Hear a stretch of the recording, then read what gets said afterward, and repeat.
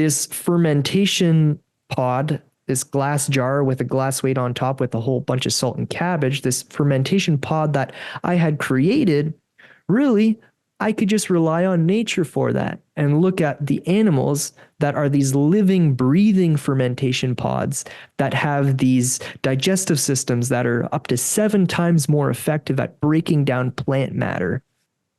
They don't even really tell what most prescriptions are about, or new medications are about when they're doing pharma ads. But when it comes down to it, you're just supposed to ask your doctor. So I mean, they're goading people to go to their doctor and say, "Hey, tell me about this new drug," and the doctors, I'm guessing, are just naturally writing subscriptions for these things or prescribing people with them without having true history. And if you look at like movies and TV shows, you see somebody that they're having an episode of, I don't know whether it's a heart attack or something, and it's like, "Hand me my pills," and they're just out of reach, right? And then somebody takes a pill, and 10 seconds later they're miraculously healed, right? So we see a lot of that, and I think there's some association through what we see through pain medications. Whether it's the over the counter acetaminophen or ibuprofen or simple aspirin, right? You have a headache or a small pain, you take a pill and it goes away. If it's not working, you take more. So, and then people start to kind of self-prescribe after that. I know that was definitely a path that I went down, where it was dealing with the pain and just continuously taking more and more, because it just seemed to have less and less of an effect after a period of time. But yeah, no, I have to agree with you in that I think a lot of what we're seeing are either nutritional deficiencies or what we're adding into the content of food. Just something as simple as chicken nuggets. And I mean, they say that there's no growth hormone in chickens, or nothing added, right? But then if you look at like the staple diet of the generations that grew up in like the millennials, they're a lot taller, they're a lot bigger than what I'd seen in in my generation. And it's kind of hard to think, well, food's having an impact on that. Food's having an impact on the rampant obesity that we see throughout North America. So if food can cause these things, what else is it causing, right? A 60-year-old in the 1920s would have roughly the same amount of testosterone as a 20-year-old living today. And if 20-year-olds' testosterone has dropped that much, I mean, really, they've changed the ranges.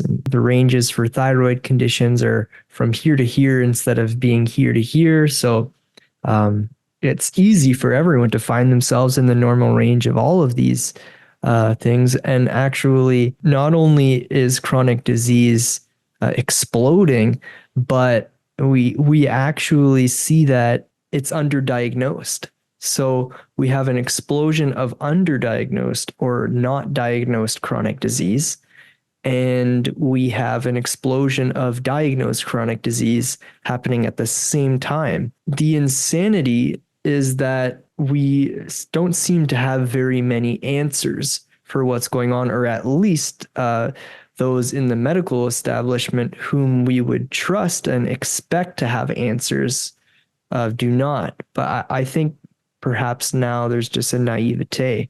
Why would we be so naive to be going to these doctors now when they simply are not the answer for our ailments? And, we kind of discovered this the hard way. What blows my mind is that these doctors are not really the issue, though. We don't battle with flesh and blood. We battle with powers and principalities. The doctors are really kind of under duress. They're in handcuffs. They can't even really do much. And even in young people, I think their incentive to actually diagnose young people with a disease is probably very low. Many doctors actually do care about us.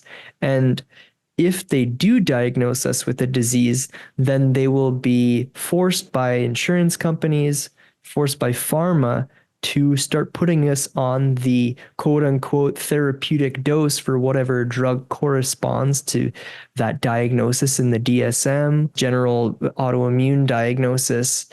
And then once they diagnose us, they know it only leads down a path of more disease. And so they're actually reluctant to diagnose us, but they're actually trying to save us from their own system. The doctors know what's going on. And I don't believe that they're as naive as they've been tossed out to be. I think they really do care, and a lot of doctors, for this reason, in the last 2 years, the wool's kind of been pulled off of their eyes, and there's a lot of doctors waking up and they want to leave.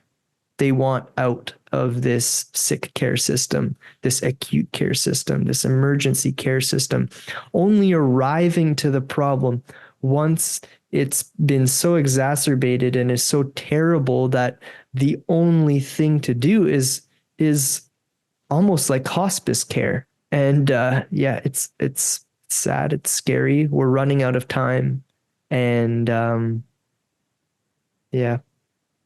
So, in the research that you've done, and what you've kind of come across, and I know you have gone into some pretty deep studies, do you think it's what we're adding to the food, or do you think it's more of a deficiency side of things that we're seeing changes in health and increase in sickness? Well, that's a really good question, and I think it's both, and a few other things as well. The synthetic vitamins being added to food, vitamin A, synthetic B vitamins, synthetic ferrous iron, even vitamin D being added. We should really only be consuming vitamin D that is naturally occurring in the food, not added. And also, since the very early 20th century, mineral status in foods has been on a great decline. So that's the other side of your question. We're missing things in our food. We're also not considering the fact that we actually now eat more vegetables than we ever have in the history of the human race. And we're more sick than we've ever been. Why is it that we're told that vegetables are so healthy if this is the case? Animal products in the last 100 years have not increased in their consumption per capita. And yet we're blaming them and the saturated fats they carry for things like heart disease, and blaming red meat for cancer. And the whole thing is just a huge hoax. It's a huge farce. I mean, we can get into some hypothesis later as to why this might be being encouraged, when the data is clearly showing that we should be doing the opposite. We're being pushed and encouraged to eat foods that might not be species appropriate. That's an interesting point. So, like in the foods that you believe are not species appropriate, like what would those be? And I mean, let's even just taking away from the fact that we've seen a number of modifications in the foods that we do actually consume. Like what a banana used to look like to what it looks like now, to the number of varieties of bananas or even like along plantains that you can find available. So what are some of these foods that you believe aren't really species effective or good for us for consumption? Well, from a biological standpoint, I like to look at the human digestive tract and compare it to that of a ruminant animal like a cow. A cow possesses a much stronger phytase enzyme, so it's able to break down the phytic acid that chelates away a lot of our minerals. These phytic acids can be found in like the grains, nuts, seeds, those things. The things that have a very incredible shelf life. Grains, nuts, and seeds, while I think they're great survival foods and they're great for, we don't need a refrigerator for them.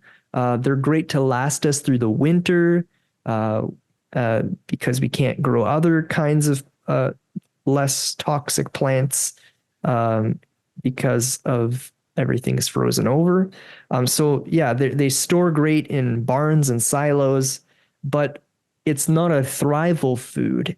In a cow, they have a reticulorumen, a cecum, and a very long colon.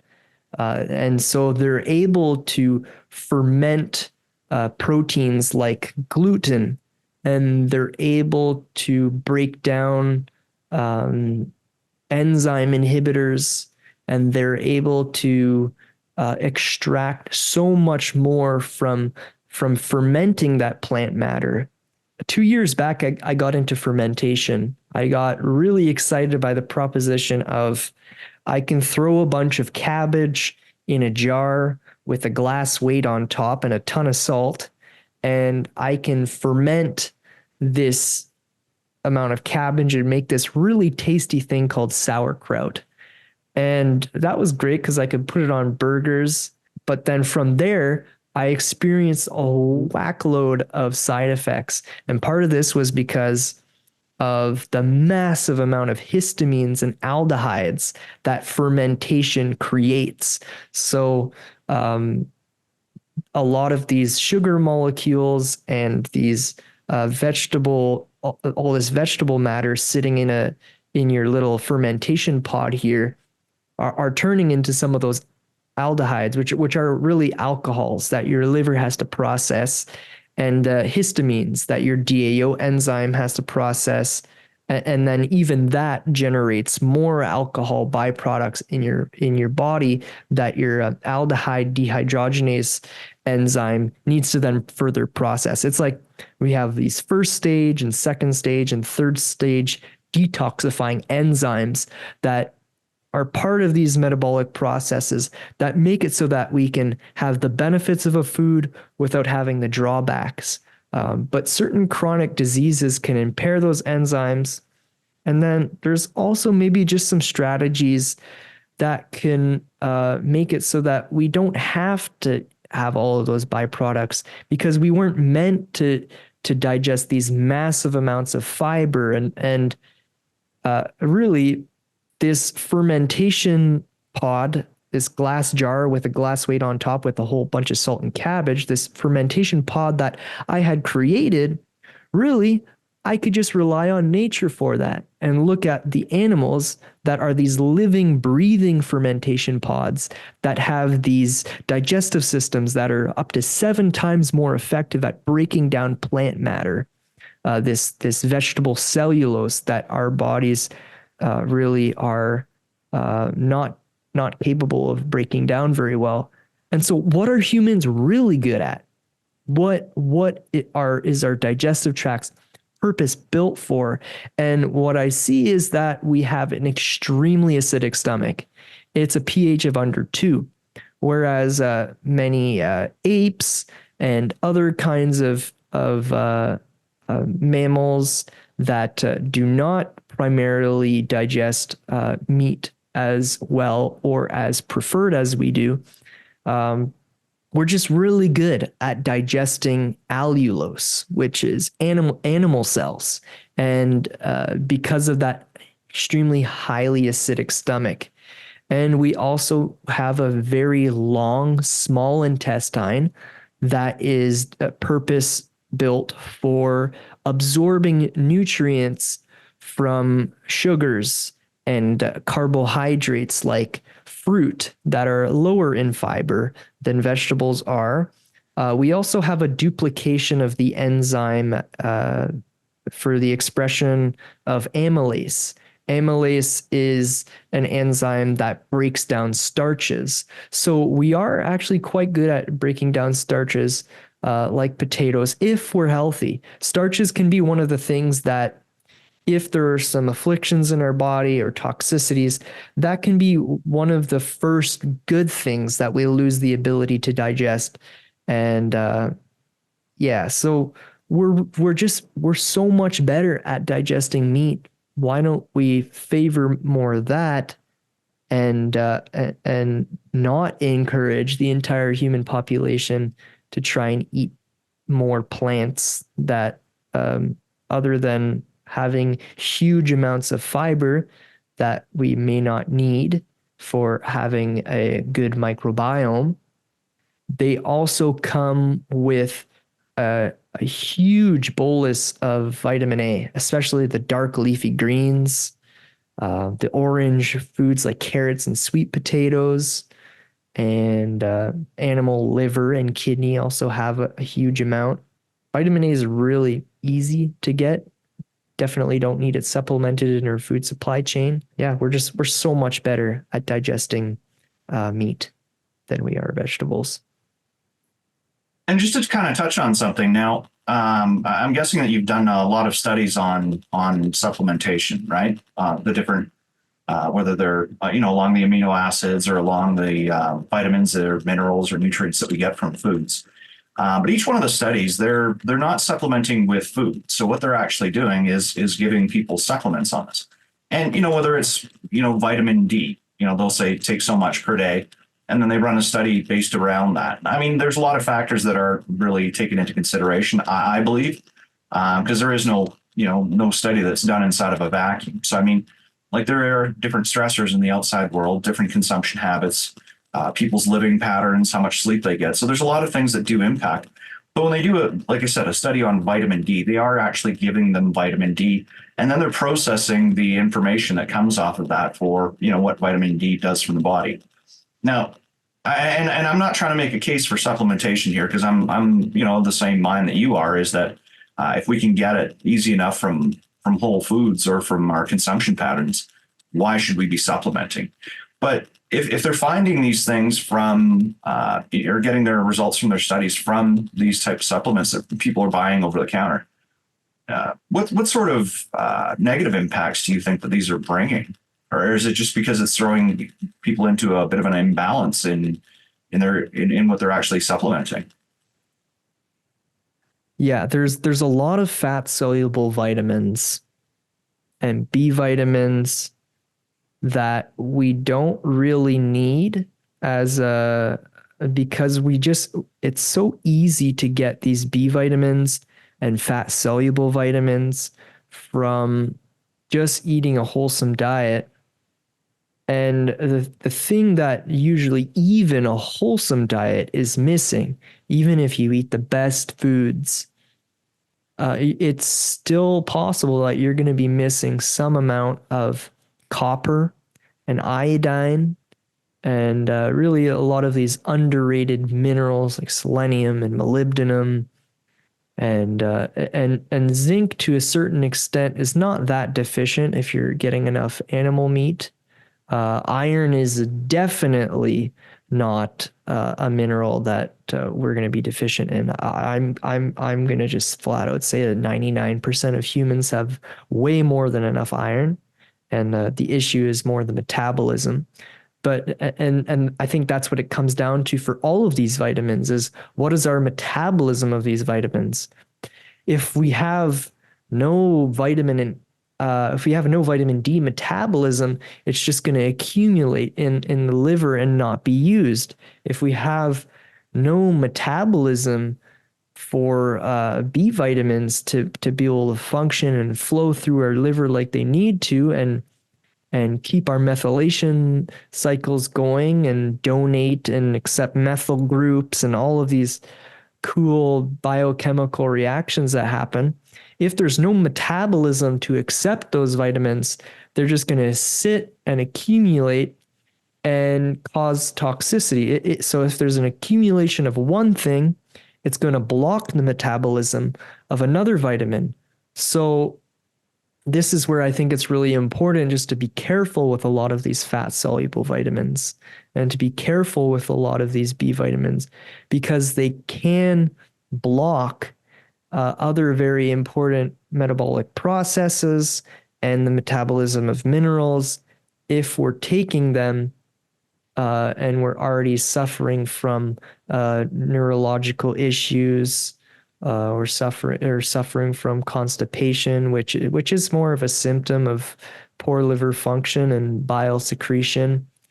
And so it's incredibly easy to accumulate these fat soluble vitamins, even if bile isn't flowing out of the liver.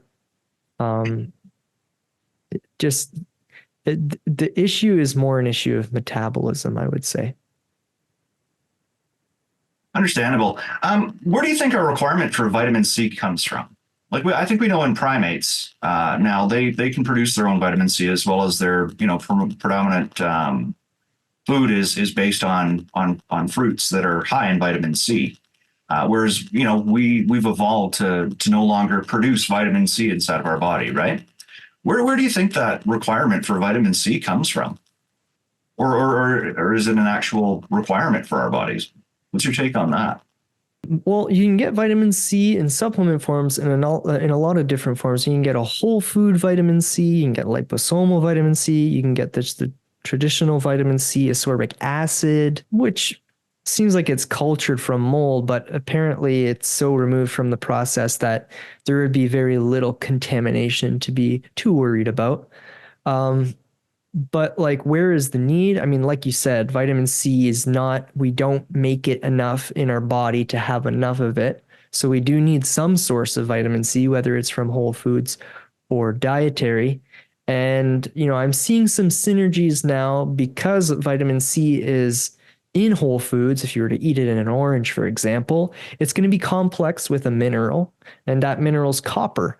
And it's interesting that they're together, and that in a way, if you're supplementing with ascorbic acid, the non-whole form of vitamin C, it's literally just vitamin C. It's not complex with copper.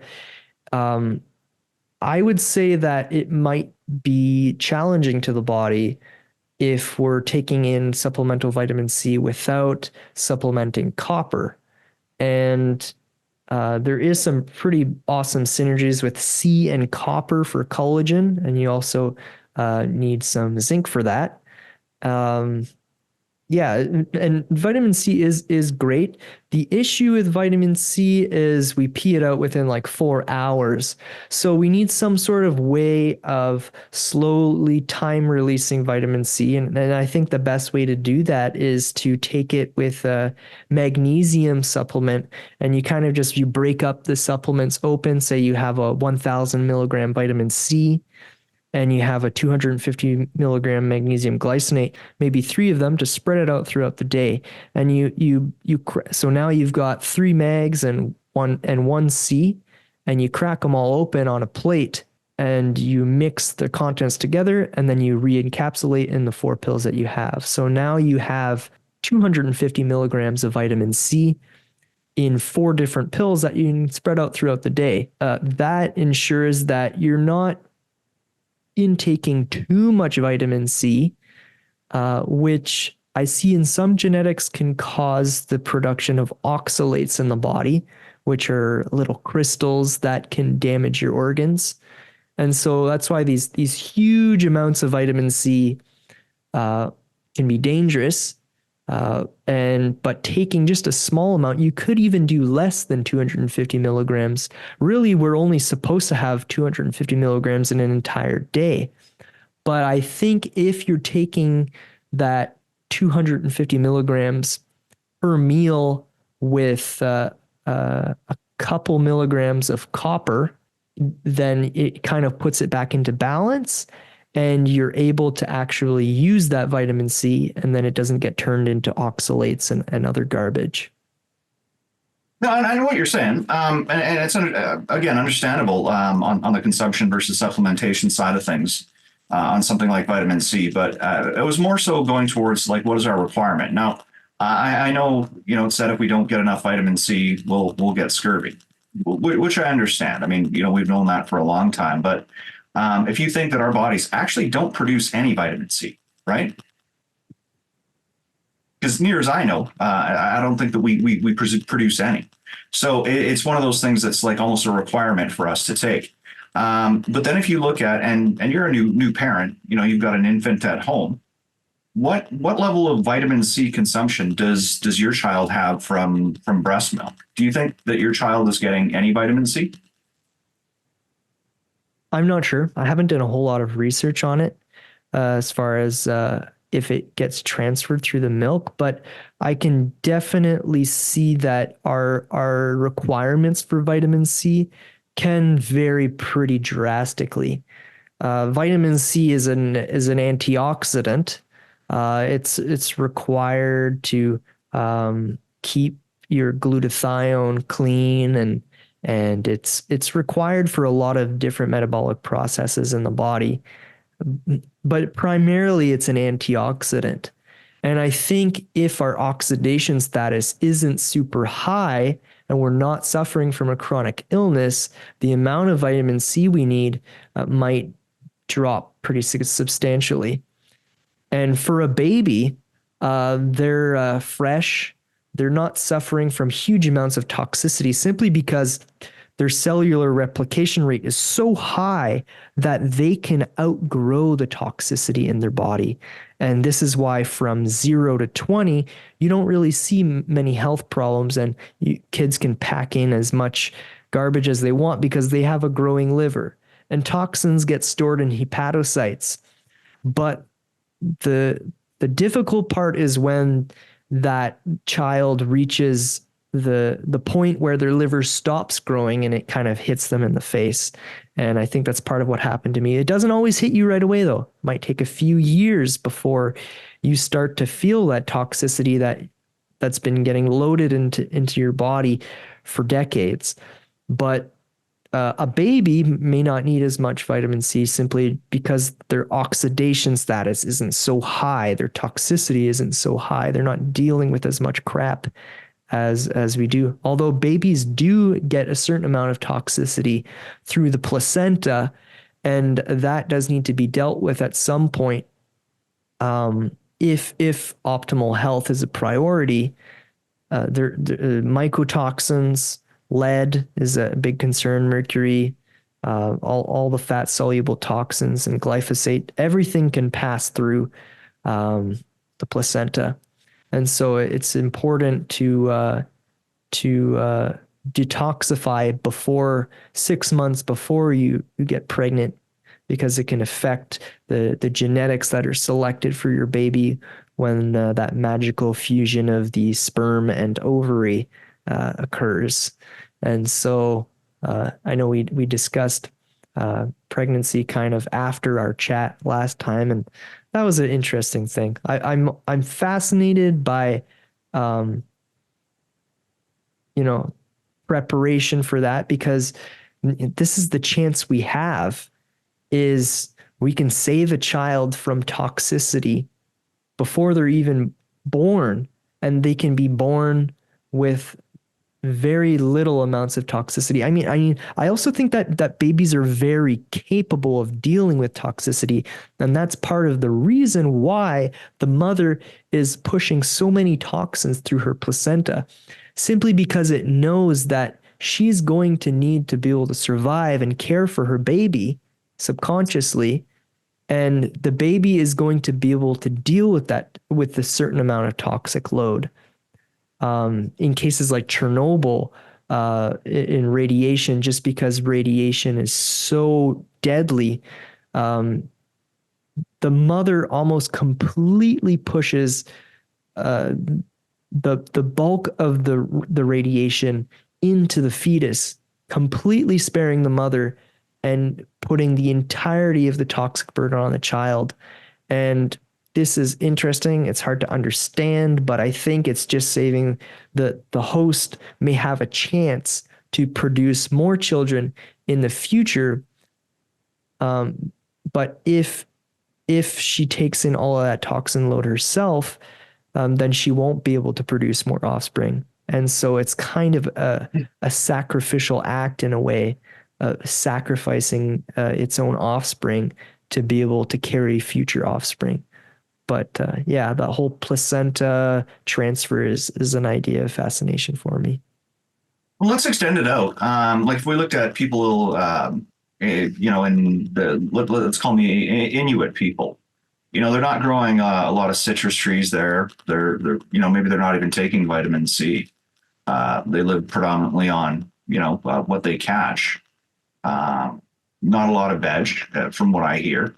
And again, just going down into something as simple as vitamin C. I mean, if the mother's not consuming vitamin C, she's passing no vitamin C to the baby. If the baby can grow up healthy, let's say the infants go 2 years. I mean, we've seen, some infants will go up to 4 years on breast milk, not solely on breast milk, but let's call it up to 2 years on living off breast milk with no vitamin C supplementation.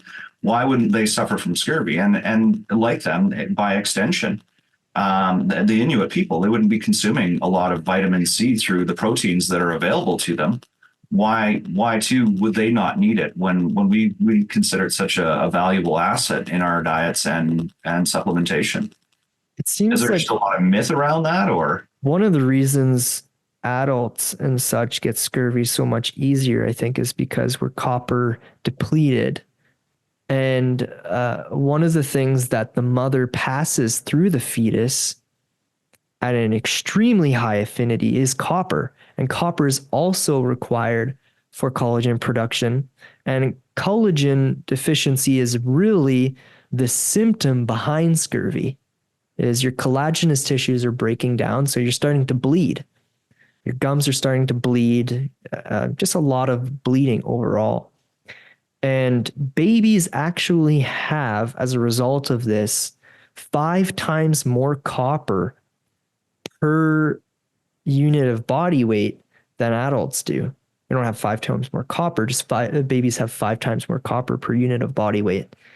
And so this is one of the reasons why perhaps babies don't need as much vitamin C, and perhaps vitamin C is just one of those extremely overrated vitamins that is poorly understood, and kind of like the whole premise that vitamin D presents rickets in babies. And it does seem to be quite effective at that. But what are the other things we're ignoring that causes rickets in babies? And the other things that we're ignoring that causes scurvy in humans that is not just solely related to vitamin C. Yeah, and I think that's it. We're just not seeing the big picture. We're looking, it's important to understand things granularly, but I mean, that granular thought process has led us to supplementation. That supplementation has possibly led us to toxicity levels that are unknown to our species, because we've never had these throughout since the dawn of time.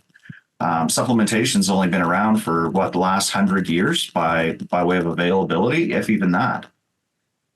So yeah, it's interesting that we're looking at things on a granular level. We're supplementing on an individual basis, but we're not really seeing big picture in in what we're doing by offsetting balance, where we're not getting an entire full matrix of the full nutritional packets from whole foods or nutritional food items as we would by just an individual supplement. Yeah. Yeah. And I strictly wouldn't even recommend vitamin C at all unless supplementing with some copper. Interesting.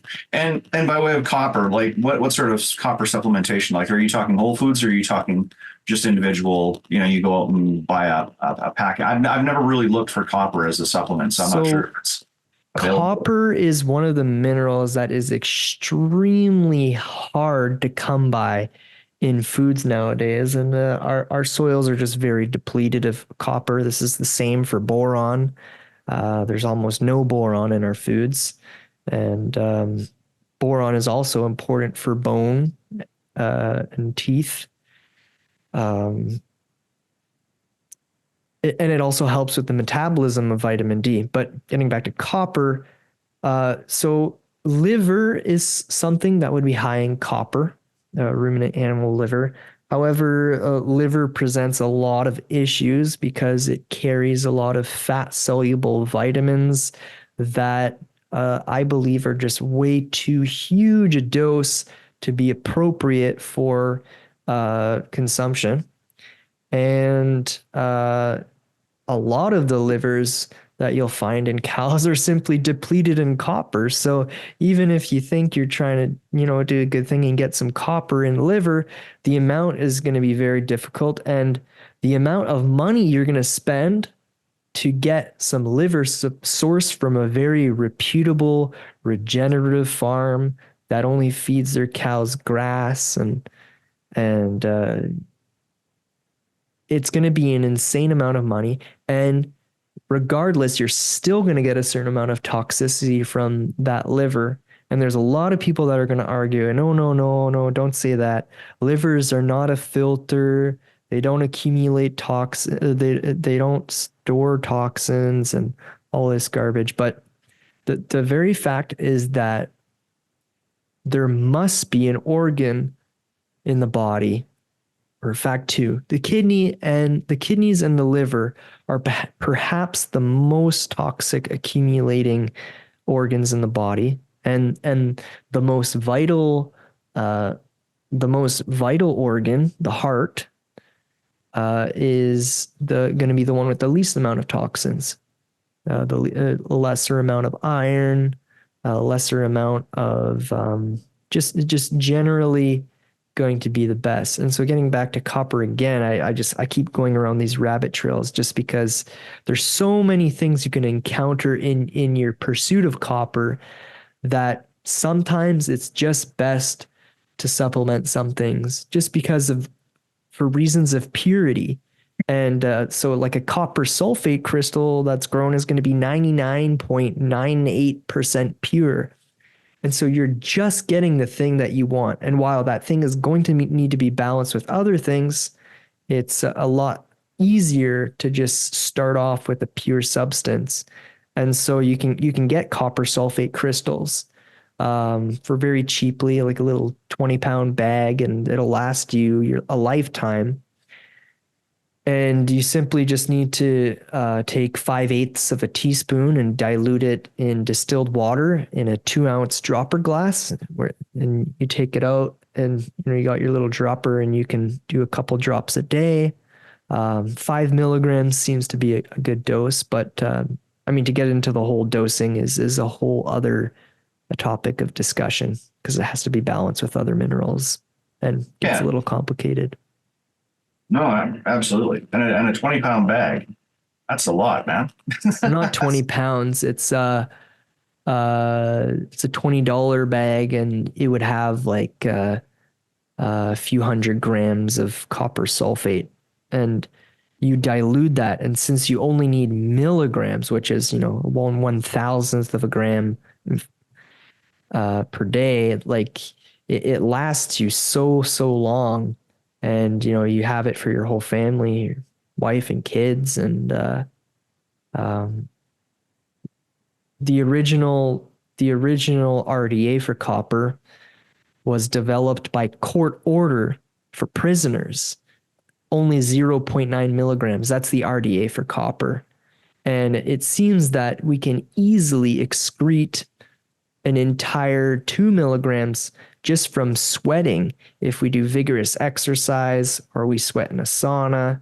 And so just the amount of copper we lose, and the whole argument of copper toxicity is just a load of garbage, because things that we just excrete so well, like if the body loses copper and excretes it so well through sweating, through urine, through feces, that there's no way this can be considered a toxin. If anything that flows through our body easily should not be considered a toxin. Things that are actually toxic, like mercury and lead and glyphosate, that are lipophilic toxins, lipophilic meaning fat loving. And so they bind, they have a very high affinity for fat. So brain tissue, very high in fat. These things that accumulate in our body, those are toxins. Things that flow through our body are certainly not toxins. So is there like an upper limit, like an LD50 for people? Like, is there a point where you could take too much copper? They say it's 10 milligrams. That's like the point. But copper is something that, it's required by. We also have metabolic requirements for it. Another reason why we know it's not a toxin, it's required for cytochrome C oxidase. That's complex 4 of the electron transport chain. Now, if you're familiar with adenosine triphosphate, the energy currency of our body, that's created in the mitochondria through the 5 steps of the electron transport chain, although there is the Krebs cycle that comes before that and all kinds of other metabolic processes before that. Um, Copper is required for cytochrome C oxidase, and it's also required to properly metabolize iron, which is required in complex 3 of the electron transport chain, because our body's going to create iron sulfur clusters, and that's so it can deliver electrons and shuttle them in between the different complexes from 2 to 3 to 4. But anyways, the electron transport chain is a fascinating and more granular, and it'd probably be a lot easier to explain if we actually had an image up. But regardless, copper is also required for metallothionein, enzyme created in our liver that helps us truly detoxify heavy metals way more effectively than taking some cilantro and chlorella, or taking ashwagandha, or some sort of magical herb that is apparently going to cure all of our ailments. Um, it's the body has its own enzymes and detoxification pathways that are extremely powerful. We just need to give it the nutrients it needs to work, and it'll do it for us. The issue is that there's huge side effects.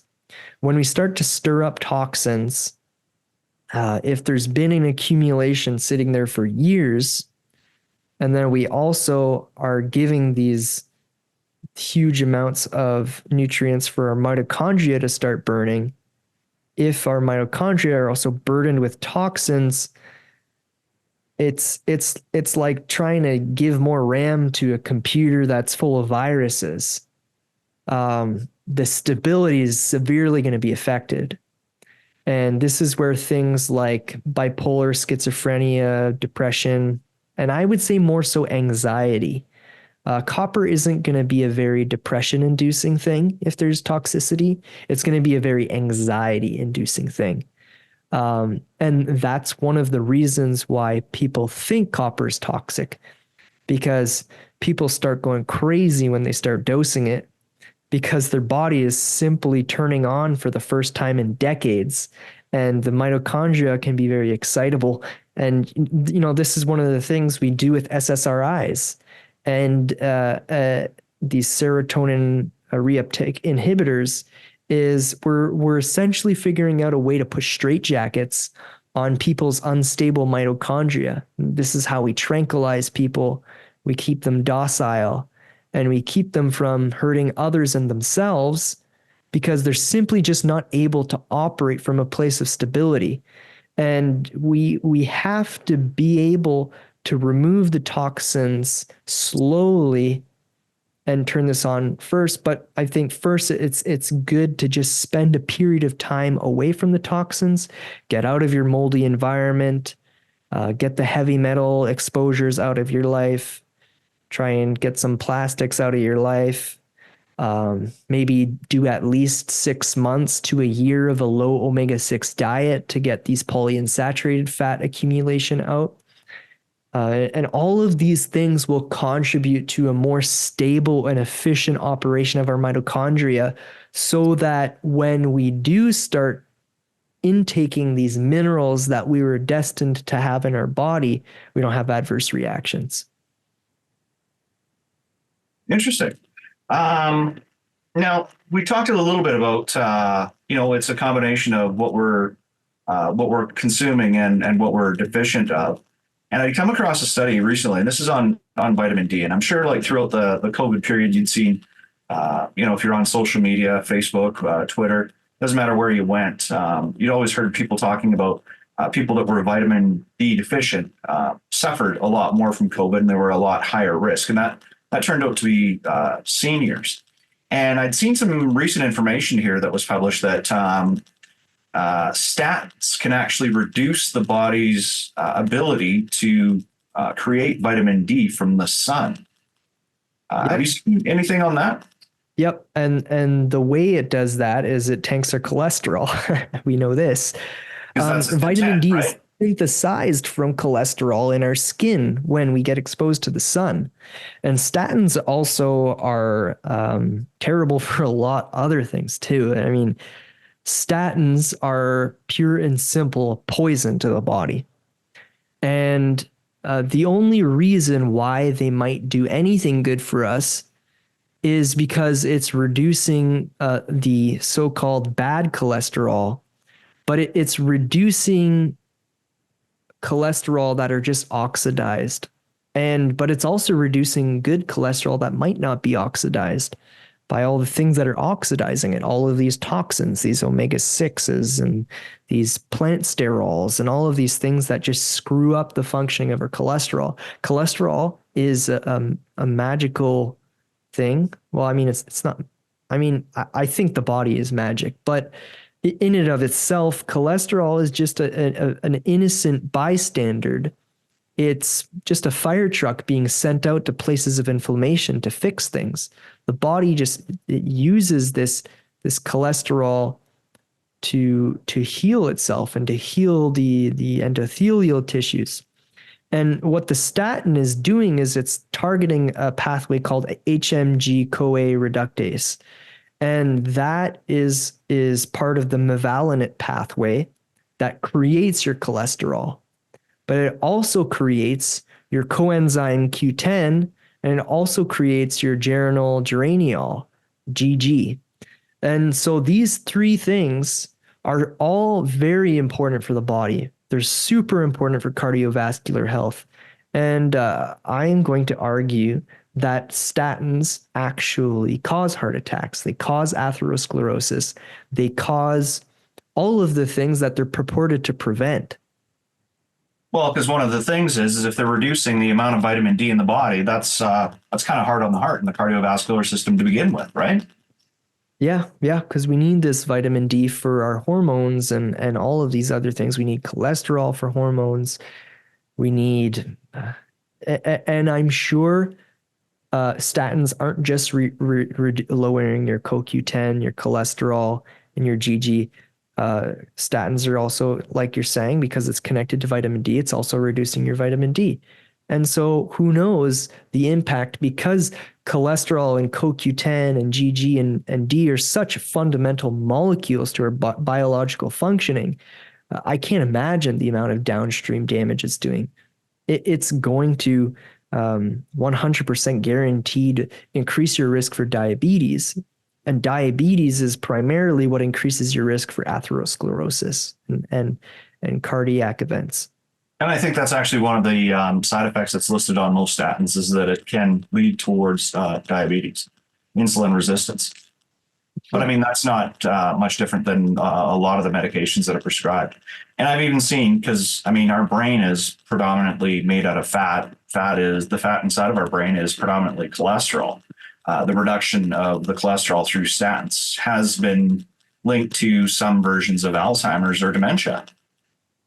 Yeah. So not only are we depleting the vitamin D in our body by making our bodies, or turning our bodies into an inability to create it, is we're also, hammering inside of our brain as well. So, I'm not going to get into the real big medical talk, because I'm not a trained pharmacist, and I have no real studies in it, but I've just everything that I've seen, it doesn't appear that it's doing anything good. And if we are looking at lowering our bad cholesterol, just on the vitamin side of things, from what I understand, niacin is actually, or B3 is does a pretty good job at doing that all by itself, and it's something that our bodies are actually used to.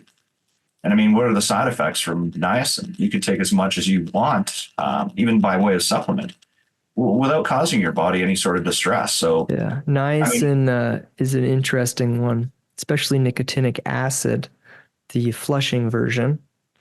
It's my favorite kind. Yeah, it's there are some side effects and there are some risks associated with a high niacin intake. One is that it blocks copper.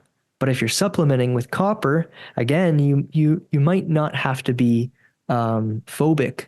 You might not have to be niacin phobic if you're supplementing with copper.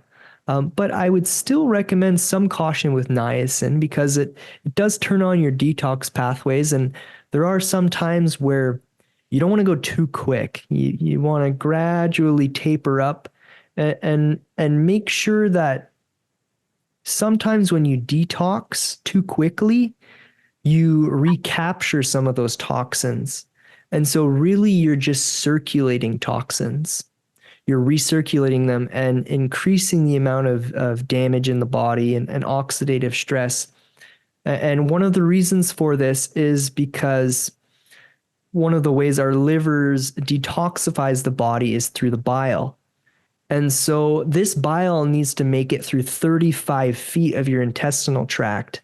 And at some point, this bile is going to be reabsorbed. And so generally about 95% of our bile is reabsorbed. And so in any detoxifying protocol or guide, you really would want to make sure that you're using something to try and grab on to that bile, whether it be activated charcoal, whether it be a small amount, a conservative amount of fiber.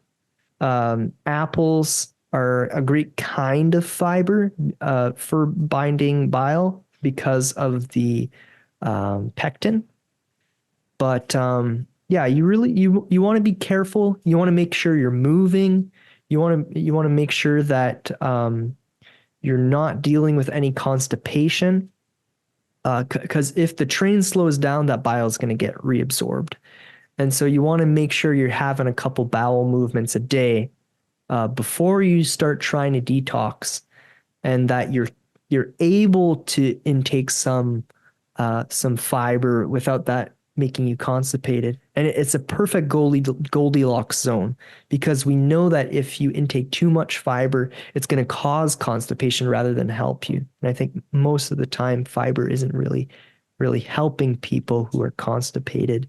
We really need electrolytes to help people that are constipated. That's things like potassium, magnesium, sodium. I'm having trouble understanding the value of sodium. For a long time, I've been a big proponent of sodium, using salt as kind of the master electrolyte of the body. And it was always my belief that salt was the master electrolyte of the body. But in taking more calcium, or not calcium, potassium, I think potassium and magnesium may be of higher priority than salt is. We still do require some amount of salt. I'm just wondering how much it is. And again, it's going to be variable from person to person. Not everyone's going to require the same amount. Yeah, I've seen some interesting stuff on salt and in what the body requires, and especially through fasted periods, in that to help get over the hunger pangs that you can suffer from inside of fasting periods. Of course, you want to go through your electrolytes, but the higher sodium intake is what can actually. It's not that it tricks your body; it's just that hunger that you might be feeling might just be because you don't have enough salt circulating. A whole other story, long topic of conversation. I can throw you over some studies on that. Yeah, because I'm interested at studying the metabolism of sodium and how to make it work better. Yeah, one of the things that you kind of touched upon was activated charcoal. Now, throughout the history of time, I mean, we've always been exposed to some form of fire burning, and that's effectively what some equate to us growing a bigger brain and moving away from swinging from vines and branches and whatnot. But I don't know that our body has an actual requirement for it, or if it's just there to help chelate or detoxify. What do you think about the activated charcoal? Yeah, well, activated charcoal can be a strategy. It can be a tool in the toolkit. It's not that we have to use it. There are some drawbacks to it as well. It can chelate your minerals. And so while it's chelating bad things, it could also be chelating good things. And that's why I would recommend more so strictly taking it away from food and taking it at like 9 o'clock before bed with a tall glass of water. Um, you sometimes would maybe have to take it with some fatty foods because that's when the significant amount of bile is coming out. So you are just going to be forced to end up chelating some of your good minerals and nutrients some of the time if you're going to be using it to try and grab onto that bile. But I think the most important thing with detoxification is to just keep that train going. As long as it's going, you may not have to use activated charcoal. But I mean, there's some people who swear by it and say that it's a requirement rather than optional, because it also is important for detoxifying high levels of vitamin A in the body, which you don't necessarily want vitamin A recirculating. So that's why you want it captured in some of that things. I mean, having a robust kidney health is important as well, because a lot of our toxins get urinated out. But the liver is probably a more primary route for detoxing. And that's why having that 35-foot long conveyor belt, well lubricated and well maintained with some good electrolytes and having a strong, resilient, sealed collagenous tissues in there. That's why copper, zinc, and C are so important for that gut membrane integrity.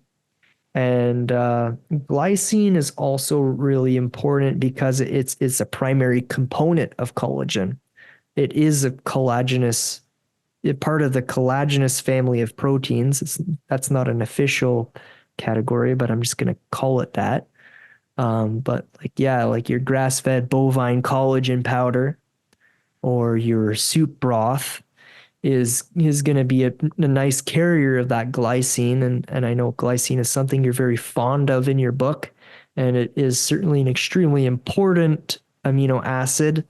Body can produce it, like you're saying, but it's so important to get some extra of it in your diet and get some dietary sources in it, because it's extremely energy intensive to produce it yourself and costly. And you're stealing from choline's potential at the same time.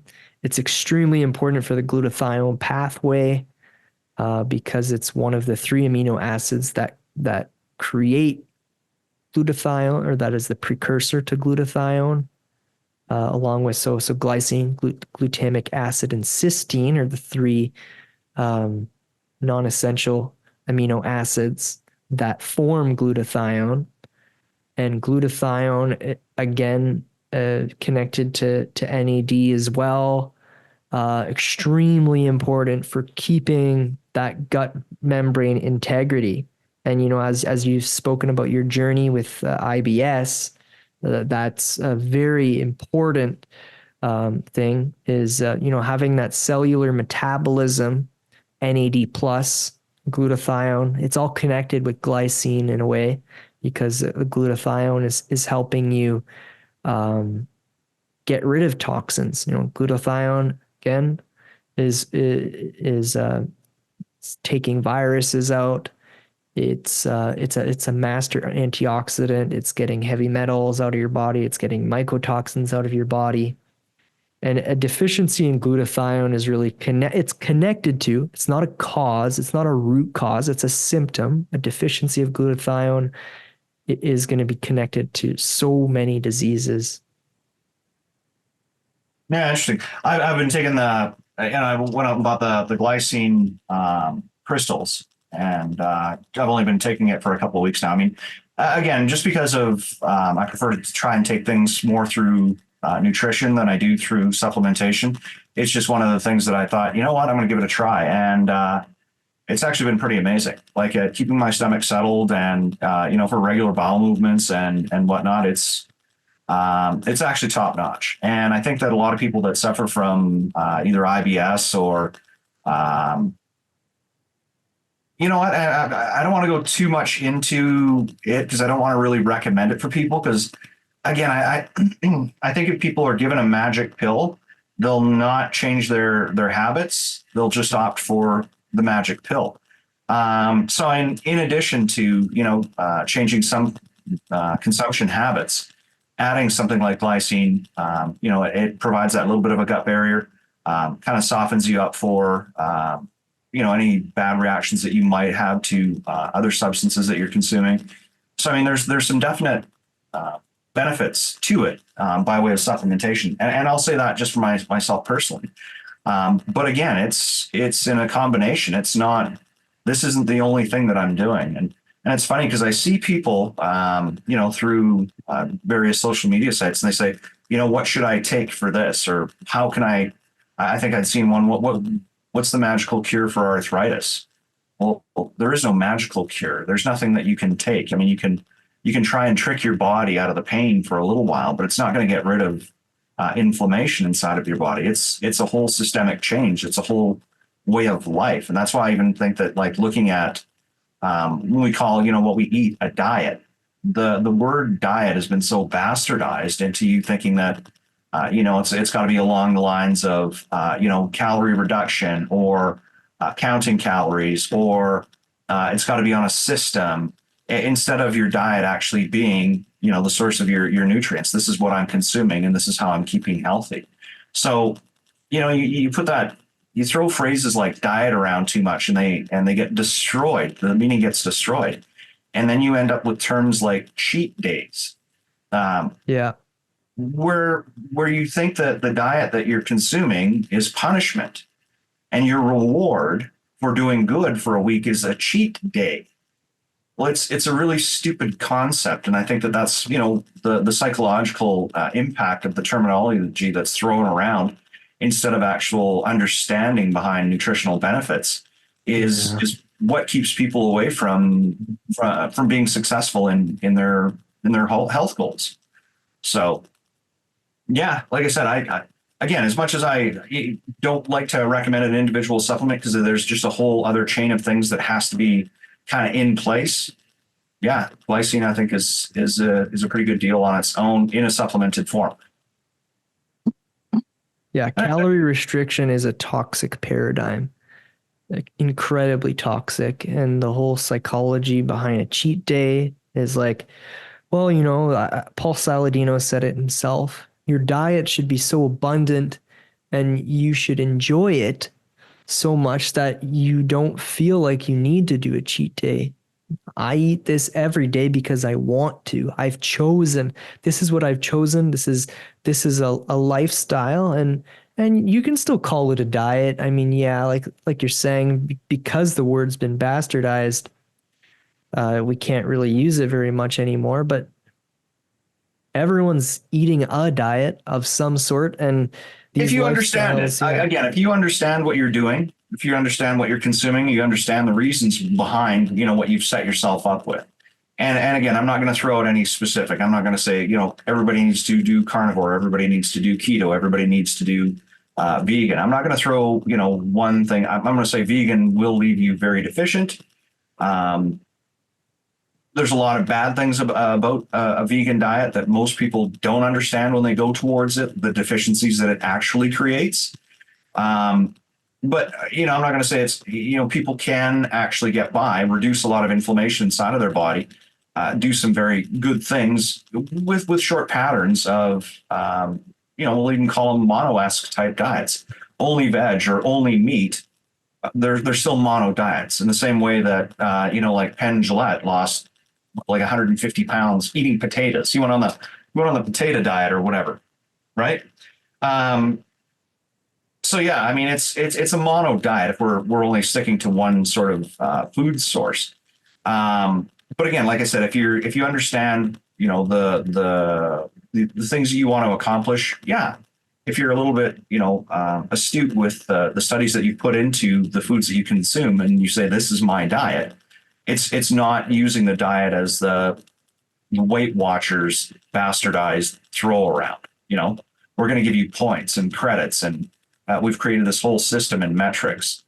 To me, that's where it loses its value. And if people go into a patterned lifestyle change, thinking that it's a diet, they think that once their goals are completed, they don't have to be on that diet. Well, no, it's actually a lifestyle change. So stop thinking it in terms of, how much the Yeah, well, scale get reads, prepared for or rebound. yeah, well, and that's it. That's not how much the scale reads or how big your belt size has changed. If you want to, understand nutrition, if you want to maintain your body feeling good, being, away from pains, away from illness, then it's a part of your lifestyle. It's, like walking in shoes. It's a part of your lifestyle. We don't, callous up our feet anymore. Walking barefoot, we use some hampers, and we shouldn't treat our nutrition like it's a crutch, or that we can just get away with it for a short period of time. And once our problems are healed, then they'll never come back. They're systemic changes. They're global changes that our bodies go through, adjust to, and as long as we're consuming properly, can maintain us. Yeah. And I'm still interested in, like, even though I don't support a keto diet for the general population, and even though I don't support a vegan diet for the general population, I still want to come up with, if you were to do a keto diet, or if you were to do a vegan diet, what would be the best possible mix of foods for those diets that would eliminate the most amount of toxicity? And I mean, again, it would go back to pressure cooking all of your food. And but I think it would also just demonstrate that how difficult it is to pull off a vegan diet while still getting all of your nutrients. And I'd have to say it's just impossible to do a vegan diet without supplementing. And And I agree with you. you just can't pull it off. And it's not sustainable for a certain period of time. And I don't really like a vegetarian diet as much either, because then, like, well, I mean, the quality of the eggs and milk that's available, like, you're just not going to be able to intake quality foods. But anyways, all of these diets, I mean, I know people are going to do them, but, like, I would just want to stress the importance of how much it's going to take away from your life having to worry about all of these different nutrients in the context of a vegan diet. It's an incredible amount of work. You have to cram an enormous amount of matter down your throat in a vegan diet to be able to even think of matching the same amount of nutrition from a quality put together omnivorous diet. And there's just I know there's health reasons and there's environmental reasons, but I do have a video coming out. I'm pretty sure I'm going to post it on Monday, all about debunking myths about red meat, how to increase our stomach acid, and that kind of stuff. So I'm really kind of along the lines of I'm not exactly wanting to debunk the "You Are What You Eat" Netflix vegan propaganda documentary, but I do touch on some of the half truths and lies that are shared in that documentary. I'm not sure if you've seen it yet, but it's going around the circles and such. Yeah, well, I mean, I've never been a proponent. My wife tried to go vegetarian with us, on advice a number of years back when my kids were young, and more into the holistic foods and more organics and stuff. And the one thing that I thought is just, for a young family, like, the cost prices are prohibitive and the food sucks. And, I mean, like, there was one time, and I mean, this goes back, I'm going to say about 22, 23, 24 years ago, something along those lines. Where a gallon of, and it wasn't apple juice, it was apple cider that she was getting at the store. It was like $12. So I mean, if you go back like 20 years ago and think of, a gallon of juice, actually, I don't even think it was a gallon. I think it was like 2.5 liters. It was $20 when you could buy apple juice by the box for like 99 cents a liter, right? It was just, I looked at the grocery bill and she came home with a couple of bags, and it's almost as bad as what I look at with the grocery bill now, what we're paying for. The prices were just too high. And I drew a line at peanut butter and vegetable chowder. Because I mean, if you want to talk heartburn in a bowl, like that was it. She did, she did try and do what was proper for us. And I mean, it was a lot before the internet was widely available. So I mean, she was doing research with one of the ladies in the neighborhood whose children went to school with ours. So it was information that was passed down. But I can say that, for me, it wasn't an enjoyable place to be. I didn't find any benefits from it at that time. It's because I was young and healthy, young and healthier. Let's go with that. Which is, again, one of the reasons that I don't tend people towards a diet. If what you're eating now is sustaining you, you feel good, you're athletic, you're able to move without pain. If it ain't broke, don't fix it, right? Whereas, if you do try to do some modifications, and if you're doing that on a personal level, absolutely. But, when somebody says, well, what's the best diet that I should go on? Well, there's too many factors. Are you active throughout the day? Do you have time for breakfast? Would you prefer to skip breakfast? What's the latest time that you eat? What time do you get home from work? Because if you don't have enough time to eat inside of a feeding window, then putting somebody on a time restricted window for nutrition, it isn't going to work out. And consumption too late in the evenings, if depending on their sleep schedules, may impact or harm their sleep cycle. So I mean, you don't want to throw people into any sort of ideas as to what's going to be best for them without having to go through every different factor. And I think that's kind of a little bit of what you were talking about early on in the conversation. You said you think doctors actually care for people, and I'm not saying that they don't. But if they're not trained in, somewhat of the nutritional side of things, and what I understand is that most doctors aren't trained in nutrition. If they're not going through, what somebody's nutritional load is, how can they recommend prescriptions, number one, knowing that they are going to cause some sort of deficiency or some sort of reaction inside of the body, whether it's just the intended or the adverse effects that can come from it? How can they do that without having a full comprehension of, what their nutrition is, what their lifestyle is like, what their sleep patterns are like, in the same way that, you and I couldn't go and say, this is the perfect diet. This is what you should take. This is your RDA. I'm giving you an RDA. Mm-hmm. Well, how can I give I'm you an hoping RDA? we can at least narrow it down a little bit, though. Narrow down to an approximate level.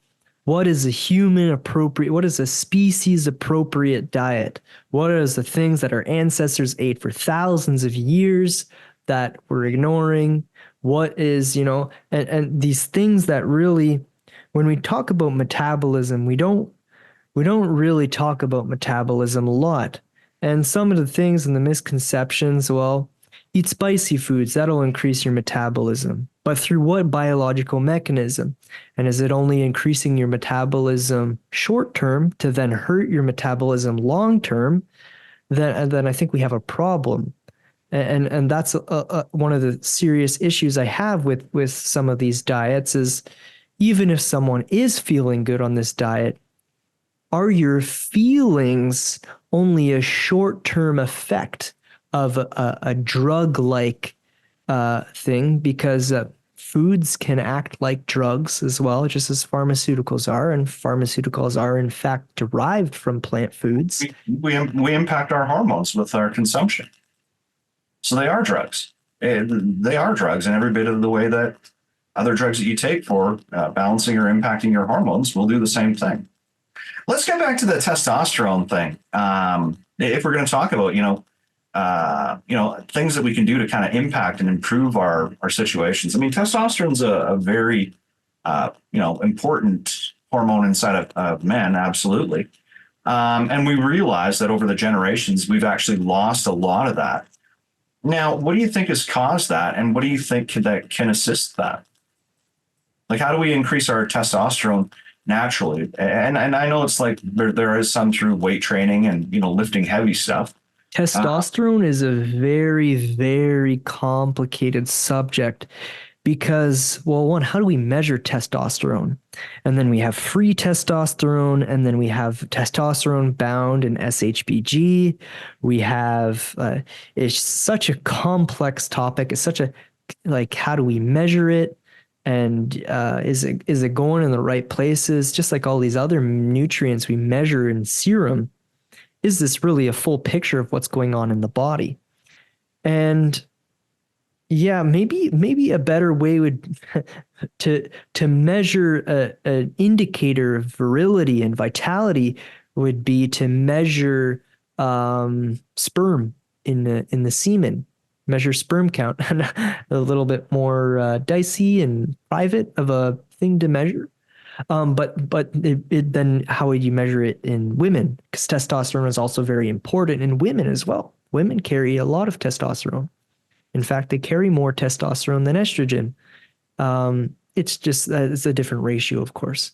But how do you actually increase testosterone and useful testosterone?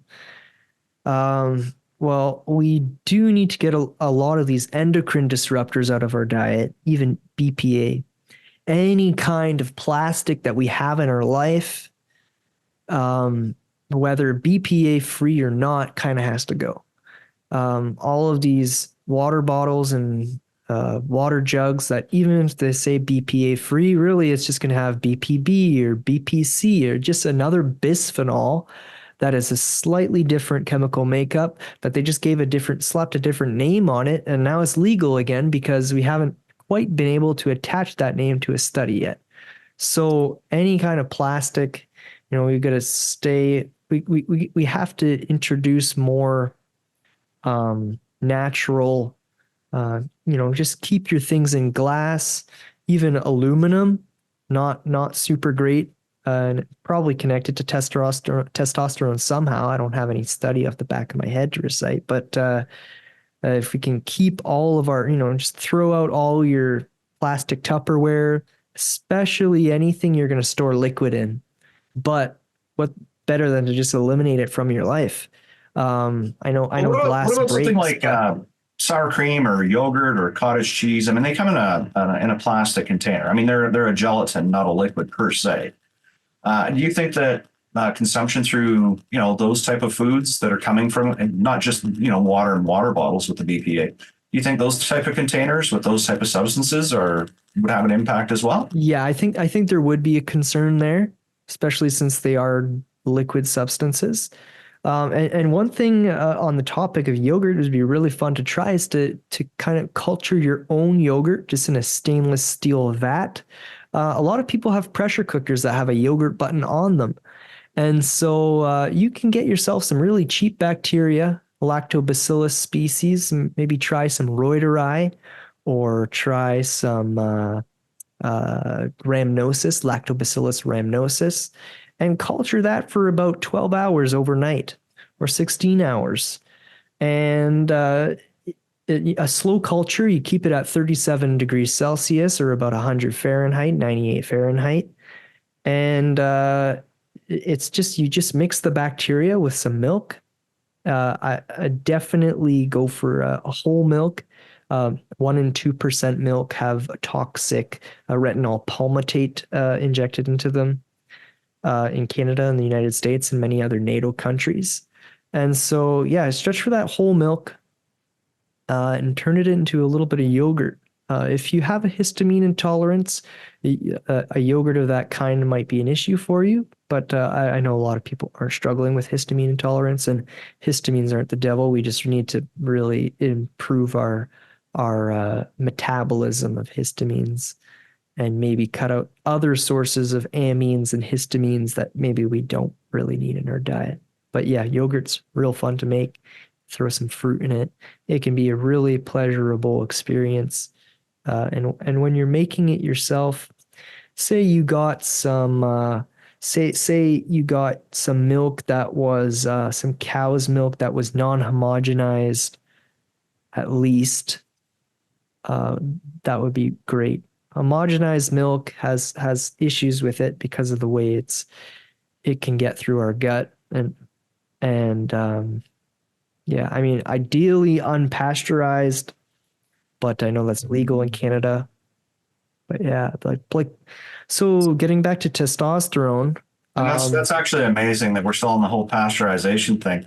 Yeah, you can buy like black tar heroin in the streets of Vancouver legally, but and they actually dole it out and are using our tax dollars to give people drugs, to source it. But yeah, but won't let us pay for. Yeah, if you get a couple of liters of unpasteurized milk, then you're going to jail. Yeah, Canada has gone through a bit of a shift in health. I'm going to say over the last few years throughout the COVID pandemic. But one of the biggest things that I'm noticing is, I mean, food prices have gone up dramatically, and there's no denying that. But along with that, Health Canada is working to increase the cost of supplements. So, when you take supplementation is not the most ideal source of nutrients and vitamins. But when affordability comes into play, and those are the next best alternative, what do you think Canada's goal is, or the Liberal government's goal is, by increasing the cost of supplements? And I know this for a fact because I mean, I used to buy creatine at Superstore, and it was like $35 I can't even remember, like a 600 mil container, like, or milligram container. Like it was big. It was basically a year worth of creatine. It was like $35. Into the pandemic, it hit up to 50. Now the same thing is $70. And I mean, that's 100% over the course of, I'm going to say, 5 years. Creatine's just a really good supplement, and I think demand is just shooting up for it. It's super helpful. There's so many things that creatine is extremely energy intensive for the body to create, and I think a lot of people are just waking up to the fact that creatine's incredible. I think the government's definitely screwing around with supplements and making it harder for people to stock in warehouses and increasing the UPC code regulation crap. There's all kinds of garbage they're doing.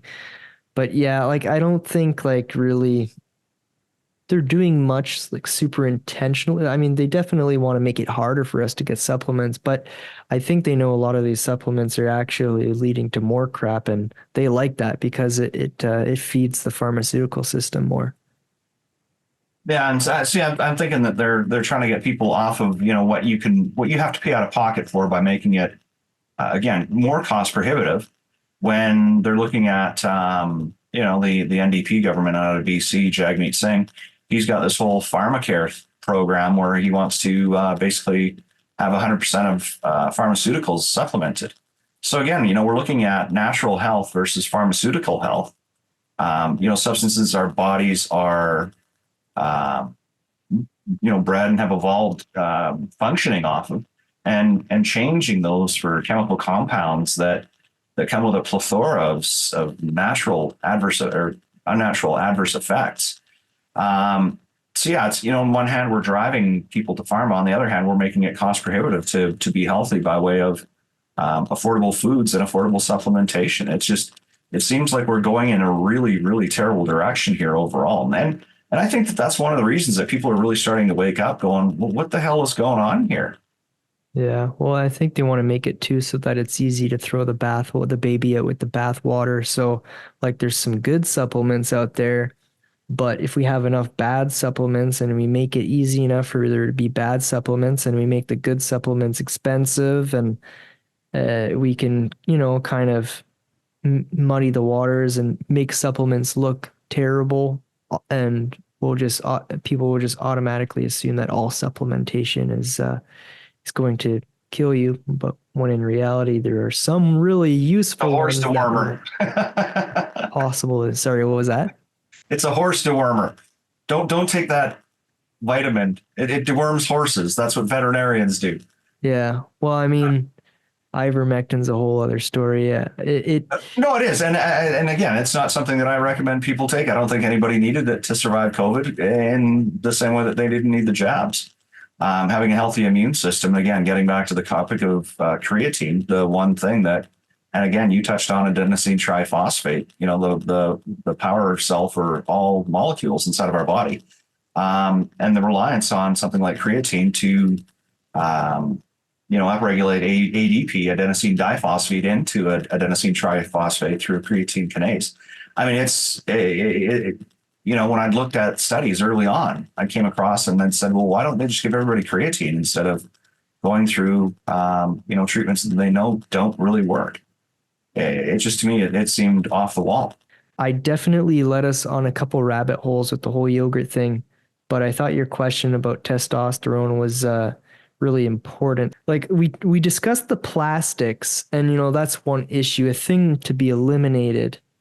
Kind of recapping our entire conversation is a lot of these things that are disappearing from our diet due to the degradation of our soils really in large part is what contributes to our testosterone. Boron has been shown in small studies to increase testosterone quite significantly. Copper is a difficult one to understand because it might actually increase estrogen for a time, but we don't know if this is actually a result of copper or just a result of detox and an increase in estrogen because of the detox. A lot of these other minerals are important for neurotransmitter synthesis, the regulation of stress and cortisol, which also impacts testosterone. So copper, in a way, managing iron and allowing us to synthesize heme for our neurotransmitter synthesis, can have a big effect on our adrenals and our HPA axis. Keeping this whole system healthy and flowing, again, nutrients that are and things that are not toxic flow through the body and allow water to flow through our body and water to also be retained. So it's kind of a balance in between the retention of things and the flowing of things. But, if we become this stagnant pool of cells, properly regulating cell turnover, and there's just a general buildup of dead cells in our body that are feeding pathogens, like mold might actually be trying to save you in a way. And for many years, I feared the effects of mold, but mold and exposure to mold may not be the root cause pathology in your health. And I think many people do. And there's some really awesome mold doctors like Dr. Richie Shoemaker and Scott McMahon out there who are really helping a lot of people with curing their mold and water damage building related illnesses. They call it sick building syndrome, or CIRS, chronic inflammatory response syndrome, which can also lead to things like IBS. But I think these are really just things that are symptoms, and are toxicities causing a humongous amount of cells to be in a dead state in our body, and the mold is just eating them all up. But I mean, of course, that creates another problem, and we're not technically supposed to have mycotoxins in our body. But what is at the root? What is at the base? What is the thing blocking us up and not allowing our cells to flow and for this body to become a stagnant pool? Like boron helps for the retention of magnesium, perhaps even potassium and copper as well, and being able to keep these vital trace minerals in there. And the iodine disappearing from our food. Fluoride is a known neurotoxin. Bromine, like the halogen family. Like iodine is like the guy that keeps the halogen family of minerals from accumulating in our body. And, if we're bathing in chlorinated waters and drinking fluoridated tap water and chlorinated, and we're absorbing a lot through our skin and a lot through ingestion. And again, this also will impact testosterone, either directly or at least indirectly, just because we have this stagnation. A pool or a pond of water becomes toxic because pathogens grow in it. but a flowing river or a spring is fresh and clean. And I think that's kind of what we're losing, is we're stagnating as a species, and we're not moving forward anymore. We're not flowing like a fresh spring. Minerals, a fresh spring will carry minerals. That's why you don't need to mineralize fresh spring water. Just all of these incredible things that we get from flow, and we're not getting them anymore because our soils are degraded, and we're missing those things. So I think that that's a huge connection to testosterone right there. Just an accumulation of so many different toxins as a result of deficiency, but also stress, just really stressful lifestyles. In the year 2007, they had the introduction of the iPhone, and we had a little screen we could carry into our bedrooms at night. Not only does this stimulate our eyes through blue light that inhibits our pineal gland from releasing melatonin, but we're also stimulating our thoughts endogenously. We're not listening to the small whispers of our soul anymore, and sitting in quiet places away from the hustle and bustle of life. We have to disconnect from this pool of stagnation, these habits and rituals that we repeat over and over again.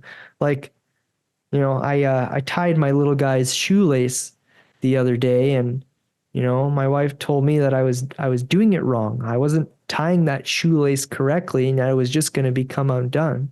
But I've been tying my shoelaces wrong for the last 20 something years of my life. Something as simple as tying your shoelaces.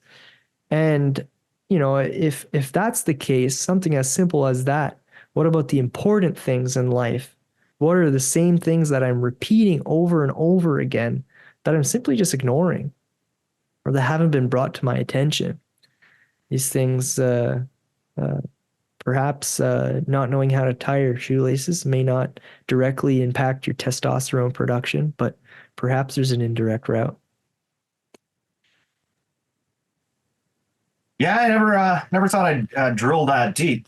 There's something called diindolylmethane. That's substance that you can get from cruciferous vegetables, where it kind of lowers your bad estrogens inside of your body. So if we're not going to be effective at increasing our testosterone, do you think something like eating cruciferous vegetables or taking something like DIM is an asset to us? Cauliflower is probably my favorite cruciferous vegetable. I don't know how. I don't know how anybody can eat that. It's trash. No, but, go ahead though. I'm sorry. Yeah, no, true. I mean, there are a lot of downsides to cruciferous vegetables, but I'm going to start with the positives. So a cruciferous vegetable like a cauliflower can be a good source of it can be a good source of sulfur. Can also be a really good source of choline. Is it very bioavailable and absorbable? I don't know. You have to eat quite a bit to get a lot of choline, but it still is a decent source of it. It's one of the best, actually, in the plant kingdom, at least. And cauliflower, being white and virtually free of carotenoids, it doesn't have vitamin A precursors, which carotenoid is one of them. And so it can be a very good neutral vegetable. And sulfur is also important for detoxification. Well, it's the most abundant mineral in the body. Yeah. And, sulfur is involved in glutathione and the sulfur complexes. So it's involved in an electron transport chain. There are plenty of other animal ways to get sulfur, but it still can be a great source. And for people who don't really rely on as much animal food consumption. And the issue with cruciferous vegetables is, they can contain some plant defense chemicals, and they can contain some goitrogens, which inhibit the function of iodine in the thyroid and other the other places and organs in the body that have iodine receptors. The thyroid is not the only place that uses iodine. But I think if you pressure cook it really well, never eat a raw vegetable in your life. You'll be far better off. Unless it's like one of the green leafy ones, the light green, not the dark green, but the light, like an iceberg or a romaine lettuce. You can probably eat that raw. But I mean, generally, I personally stay away from raw vegetables. But I recommend, if you're going to eat beans, soak them, pressure cook them. But yeah, pressure cook all your vegetables, and especially your cruciferous vegetables. You're just going to punch holes in your gut lining if you're not pressure cooking them. But yeah, cauliflower, as far as blocking estrogen and lowering estrogen, I'm not familiar with like studies and biological mechanisms. I understand that kind of blocking some estrogen could be helpful for you in some circumstances. But I'm also trying to understand kind of what the role of estrogen is, because I know we often have a tendency to villainize certain molecules that are a natural part of our human existence, like cholesterol. I wonder if we're getting it wrong for estrogen as well. I know we definitely want to not become estrogen dominant, and we don't want to have an unhealthy amount of estrogen. Well, for people, people with the big bellies, the pot bellies, the beer bellies. I mean, that's high estrogen. Men with boobs, that's high estrogen. I mean, that's too much of the bad estrogen. Why would you want to reduce that? Definitely want to be careful. Yeah, because it's not something that you that's healthy is the reason. And like I said, so there is studies on diindol methane that it takes some of those bad things out. Now it can be very hard on the stomach.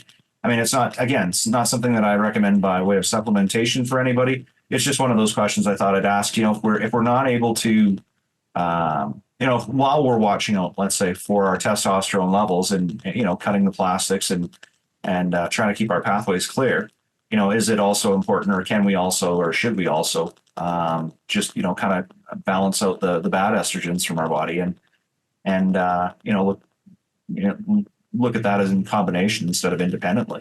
Yeah. Well, I think it might be possible to use it. I think estrogen is also very synonymous with high serotonin. It's very synonymous with iron overload. It's very synonymous with endotoxin, so leaky gut syndrome or leaky gut permeability, letting those LPS lipopolysaccharides through. It's very synonymous with that. And I think we can get our estrogen under control via those methods. Because again, like plants like that can kind of like the dimethyl or the substance you mentioned can be a bit of a drug perhaps. And managing our estrogen by reducing our leaky gut, reducing our improving our iron metabolism, improving our neurotransmitters so that we don't have excess of serotonin or just general buildup of neurotransmitters in the wrong places, and managing our estrogen that way and just getting out in the sun and vitamin D synthesized from the sun is certainly going to help with your testosterone. Getting out in the sun is probably going to fix a lot of your estrogen related problems. I mean, generally just as a woman, it's important to discuss that in the context of a woman. Things like birth control pills and using, IUDs, condoms, things that affect. And while I think it's important to use contraception in the case where you're not ready to have a baby, I think a lot of these contraceptive methods and hormonal issues for women can be traced back very closely to the vaginal microbiome, I think. And if we're doing things and using things like spermicide, IUDs, condoms that have lubrication that really are not natural and should not really be inserted in that area, can be damaging. I think one of the more effective ways of contraception is tracking your menstrual cycle and making sure that you're extremely careful on those days. I don't think pre-cum Big is conversation. I don't think we should be having, man. Yeah. Yeah. No, that does indeed sound like I mean, yeah, and saying that we can impact our microbiome by, having foreign substances inside of our body. Yeah, absolutely. Anything that we consume or anything that we're exposed to is going to have a certain amount of toxins. But yeah, when it comes down to the women's stuff, I think that's a conversation best suited for women. I don't know.